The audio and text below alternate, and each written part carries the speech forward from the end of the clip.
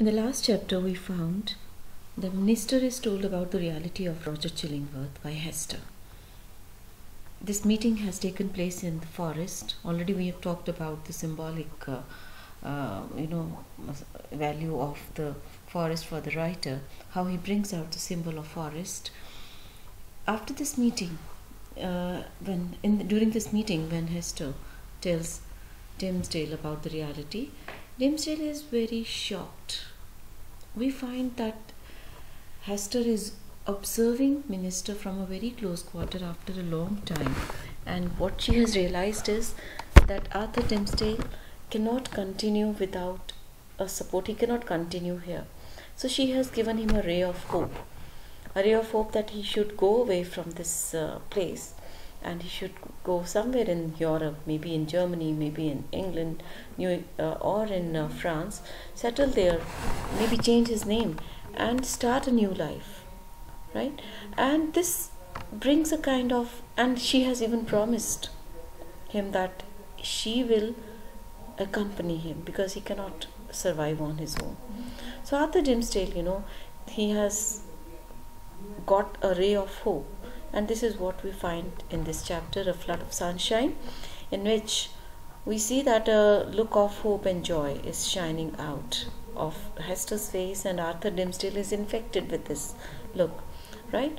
This is a bold step, and Arthur Dimmesdale could never have taken this bold step except for the fact that Hester Prynne has that native courage, which is which has always been there, right? And the writer goes on to say that she has wandered about without the guidance of those shackles of the society and religion, and now for the years past, he says that she has looked from this estranged point of view at human institutions and whatever priests or legislators had established, and she has she had lost that kind of devotion, that kind of blind faith in all those institutions. This is a kind of a beginning of a modernism here. This is what we see. So she had been at a position where she will criticize all the things which she found that were not the right kind of things, the pillory, the gallows, the fireside, or the church. Please see that these things are the symbols of the Puritan society of America at that time. And we see that because of all this, the Scarlet Letter was her passport into the regions. What had given her the freedom to go into those regions? Because people generally of the society, they were not given that kind of freedom. But because she is now an outsider to this society, the Scarlet Letter makes her an outsider. And therefore, she can think, she can do, she can feel what other women dared not. Right? Shame, despair, and solitude. This is what she had felt, and these had been her teachers. These are quotable lines, stern and wild ones, which had made her strong, right? And taught her a lot many things. But the minister had never gone through these experiences, right? He had once fearfully, he had transgressed. Transgressed is he has gone away from the path of religion. But this was a sin of passion. It was not something of a calculated sin. It was not something that he had done it deliberately. No, this was a sin of passion, a momentary sin, and it was not purposefully done.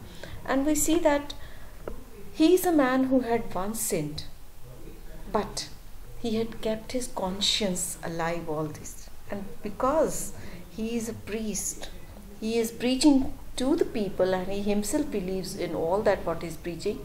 He is painfully sensitive, right? And the wound he is carrying within himself is an unhealed wound, right? This is an unhealed wound, right? So we see that Hester Prynne, 7 years of ignominy, she is well prepared for this hour, but Arthur Dimmesdale is not. And moreover, we find that this meeting is a kind of bringing them together, and still he is finding it he's finding it difficult to find out the courage to even think what Hester Prynne is ready to do, right? So we find there is a struggle going on, and now that the struggle is taken away from his hand because Hester Prynne has agreed to flee, to run away with him. And now he thinks, if it in all past 7 years, he's recalling that in 7 years after committing this sin with Hester Prynne, he has not had 1 minute of respite, 1 minute of peace, right? So what is the purpose now? Now he knows that he is irrevocably doomed. He is going to be damned because he's never, confessed his sin or whatever. So he will not be given the mercy of God. So if this be better to path to a better life, as Hester would persuade me, I surely give up no fairer prospect by pursuing it. So neither can I any longer live without her companionship. So he's weighing the pros and cons, what he should do, and he is ultimately almost convincing himself that it is okay if he goes, because now he's a weak man. He is beyond redemption. So I'm not going to get a better life, right? So I cannot live without her companionship, and she's a powerful woman. So I should go with her, right? So Hester also, thou will go. She is this pillar of strength for him. So this decision, once made, it brings a kind of lifting of that gloominess from this clergyman. There is a glow of strange enjoyment. There is a lightness of gloominess, a breathing of wild, free atmosphere. We find him. And now he even cries to himself, do I feel joy again? It is a strange feeling because he's having this feeling after long years. And so he feels this is already the better life. And now he even wonders, why did we not find it sooner? And Hester says, don't look back. Don't look at the past. Let's think about the future only. And she even says, look, this symbol which I am wearing, I'm going to take it away. And she removes it and she throws it into the water. She throws it away and probably it falls near the brook. And she is hardly bothered now. She doesn't want it now.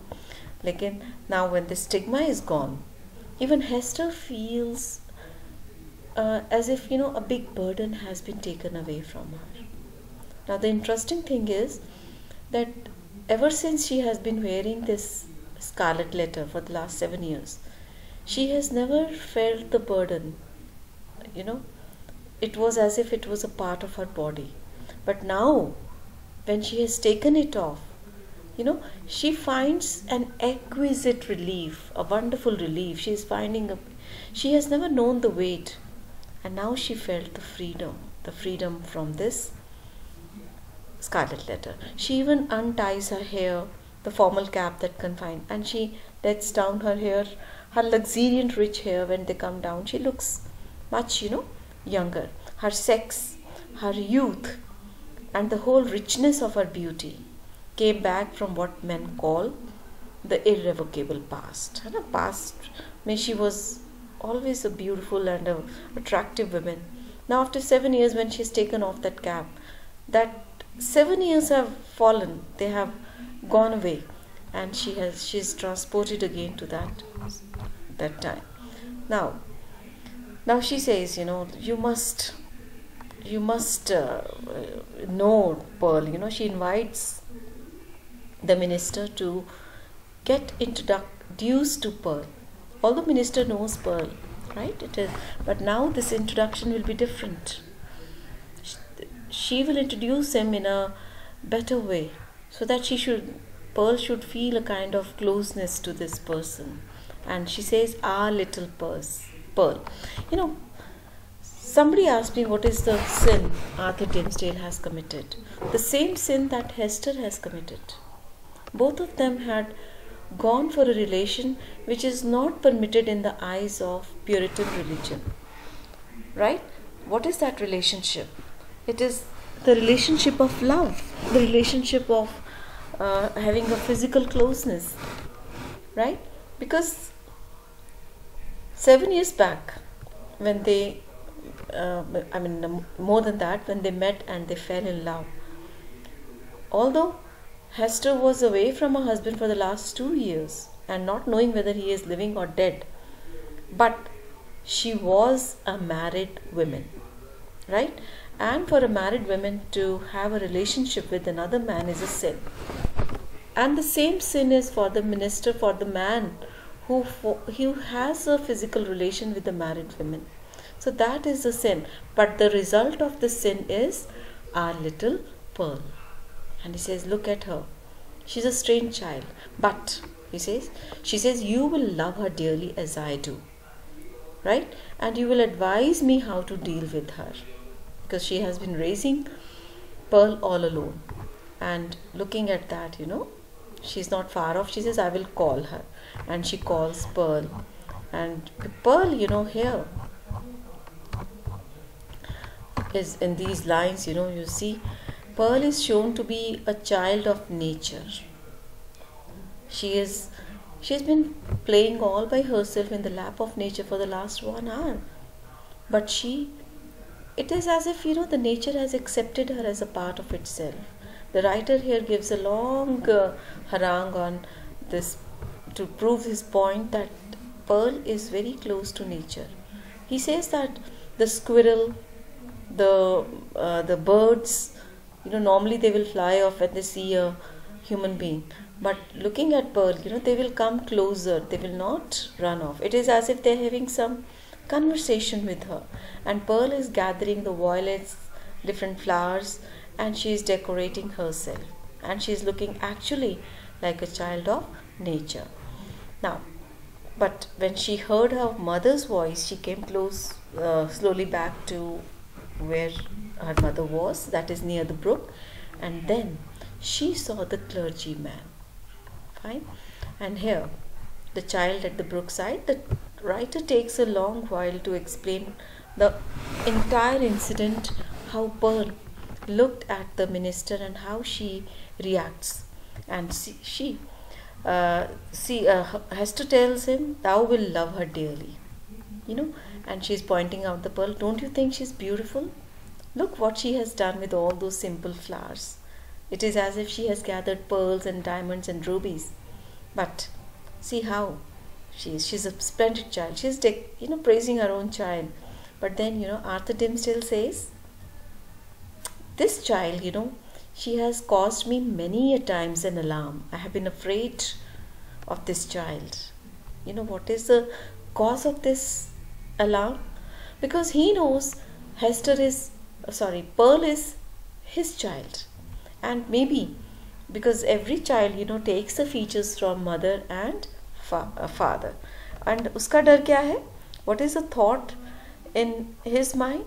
That my own features were partly repeated in her face. This is his dread. This is his fear. That somehow, somewhere, Pearl is going to reflect through her features that she is the daughter of the minister. Right? And if it will be so strikingly that the world might see them. See the dread the minister has. That the world will come to know about the reality of Pearl, of the reality of the minister.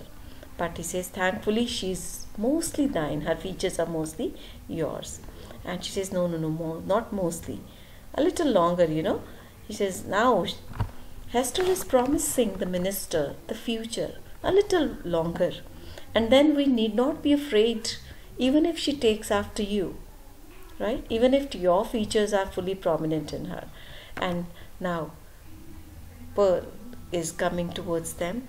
And together they are looking at her. And what is the feeling in her?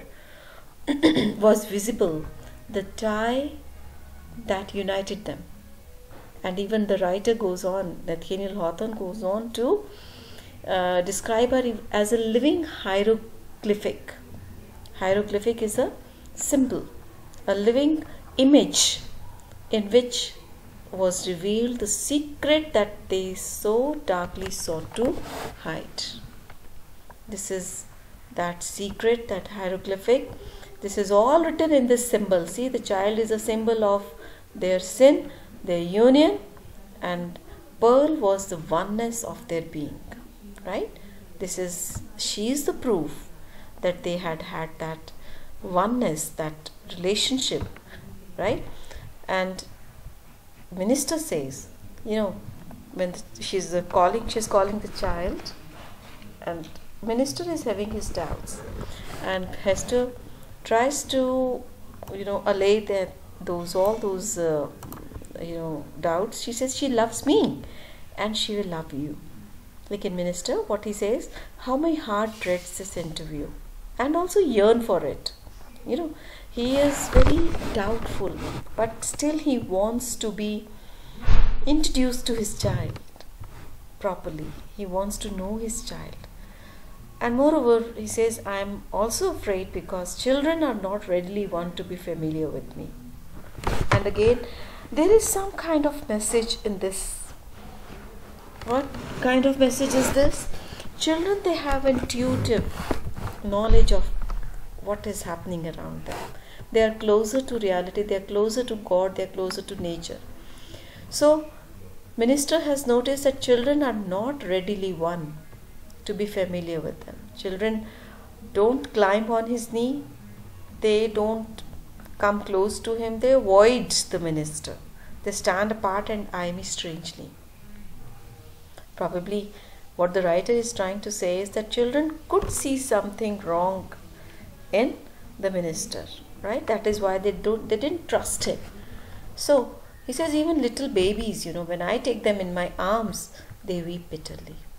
Like what he says is, yet twice when Pearl was with him, if you remember, in governor's house, Pearl took his hand and even kissed on his face.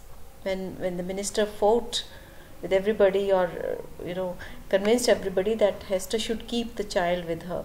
At that time, Pearl was only 3-year-old, but she showed her understanding by actually holding minister's hand and even kissing him, right? And she says the first time you know well, and the last time was when you led her to the house of yonder, right? So the second time, when they were standing on that scaffold, right? And she may be strange. So the pearl has reached on the brink of the margin of the brook, but she's standing there. She's not coming over, and she's looking at Hester and the clergyman. It is as if the child could sense that something has changed, and she's finding it strange, right? It was strange the way she was standing and looking at them. Fine. So there was both truth and error in the impression. The child and mother were estranged, but that connection which was there between Hester and her child, it seems to have broken. It seems as if Pearl is no longer recognizing her mother, but it was not through Hester's fault. It was not through Pearl's fault, but it was through Hester, because you can see that Hester is no longer dressed the way she used to be, the way the child is got used to, right? And see, she has taken out her scarlet letter, she has taken out her cap, and her hair are now free of their the binding, and she is looking different. And maybe the look on her face is different because she has always been very serious, very sober. Today, maybe because of her union with minister, maybe because of the future plans they have made, something is shining on her face which is not familiar, right? And the child finds it all the more strange. And so the child, she could not trust coming over to them, and so she's standing where she is. And minister's observation is, a strange thought comes to the minister, and he shares, it is as if the brook is the boundary between the two worlds, right? And you cannot meet your pearl again, but pray, bring her closer. And Hester, she's telling her child, come dear child, come, how slow you are. But Pearl is not responding. She is standing there, she is not responding, she is looking at her mother, and she remained on the other side. She has fixed her bright wild eyes on her mother, now on the minister, and she is trying to detect, she is trying to explain to herself the relation which they bore to one another. And Arthur Dimmesdale, look, when he felt the eyes of the child upon himself, his hand, it comes back again to its usual gesture. What is it? His hand is again stealing over his heart. That is, you can see that it is as if he is again compelled to put his hand on his breast, like he always did. And now the child is pointing evidently, clearly to her mother's breast. She is pointing out the absence of the letter A, right? And Hester is again, you strange child, why don't you come? The child, ab gusse ke saath, she stamped her foot with yet more imperious look and gesture, with anger. And even mother tries to, warn her child, okay, I'll be angry with you, come on, otherwise I'll come to you. But Pearl, she is not at all startled with her mother's threats. Rather, more than getting mollified or with her entreaties, mother is requesting her almost, the child suddenly burst into a fit of passion. This is what has always made Hester,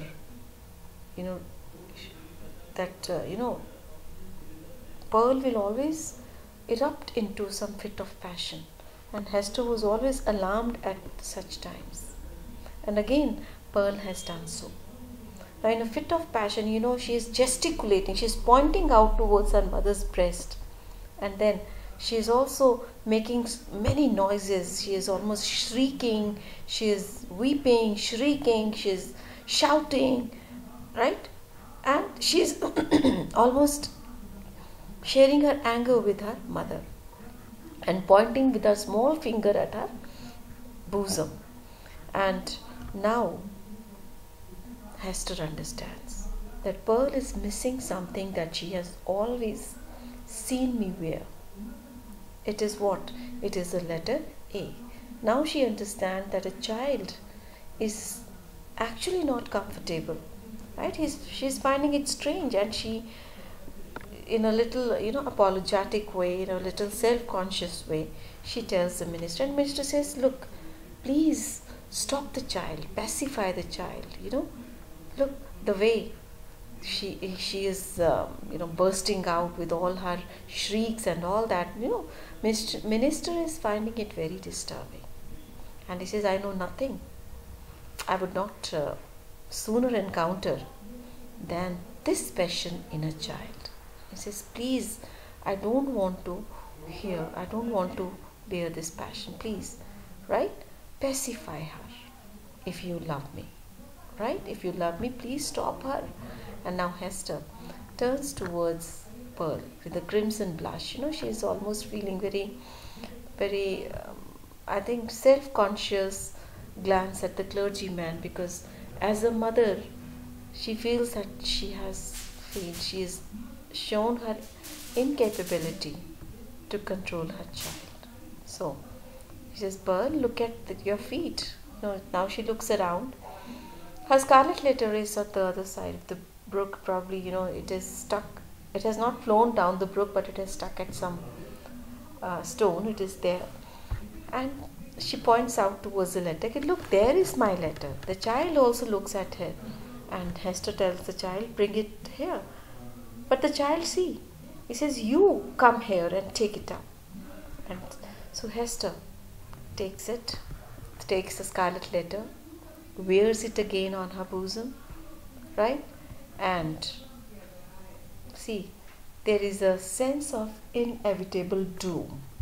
And so she has received back this deadly symbol from the hand of fate. See, the writer speaks in a very explicit tone, right? So this symbol when comes back to her, writer says she has received back this deadly symbol from the hand of fate, right? She had flung it into infinite space, but she had drawn an hour's free breath. The 1 hour that she was without that symbol, that was an hour of free breath, but now she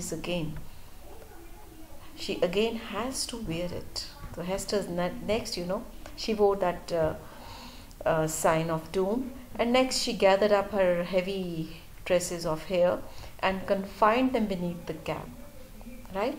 And now when she did all that, again a grey shadow seemed to fall across her, and now she invites her child, do you know your mother now? Come back, right? And the child says, yes, now I will. And she jumps across the brook, and she comes and hugs her mother, and she says, now you are my mother indeed, and I am your little Pearl, right? So she asks, what is minister doing here? And then she introduces him to minister. He waits to welcome you. She says, he loves you, my child, and he loves your mother also. Will you not love him? Come. He wants to greet you. And when Pearl says, okay, he loves us, all right. Will he go back with us, hand in hand, we three together into the town? This is a kind of test she is putting to the minister. If he loves me, will he hold my hand and go back to the city, right, in open, not like stealthily we have come, है ना? So, but Hester gives the answer, now, not now, but in days to come he will walk hand in hand with us, right? So we will have a home and a fireside of our own. You can see the dream of a new life here in these lines. And you shall sit upon his knee. He will teach you many things and love you dearly. You will love him? Will you not? Right? So she is almost preparing the child and showing her a kind of picture, probably the picture she is visualizing. But then Pearl is an inquisitive child. She says, will he always keep his hand over his heart? Oh, foolish child, what a question. And then, but the frequent, gestures of friendliness from the minister to the child are met with a little, hesitation from the child. It is as if Pearl would not show any favor to the clergyman, right? So, we see that maybe she brings him, she pulls the child close to the minister and the minister kisses her. Maybe this kiss, it might prove a talisman to admit it into child's kinder regards. Maybe the child will grow to love the minister. It will be an omen, it will be a good sign. So he kisses her, right? And impressed, kisses her on the brow, on her forehead. But immediately after that, Pearl runs away from her mother and she runs to the brook, the running water. She stoops over it and, taking the water from the brook, she washes her forehead thoroughly. It is as if she is washing the unwelcome kiss, all right? And then she comes back. Now this fateful interview has come to a close, and it is as if the way they had come there, it is as if a gloom has fallen. A brief sunshine was there, sunshine of the future, but again, that not of it, it is again, the writer goes on to say that again, some kind of gloominess has fallen over the scene, and all of them go back, right? The next chapter will be the minister in the maze, and we'll continue with this chapter tomorrow. That's all, girls, for today.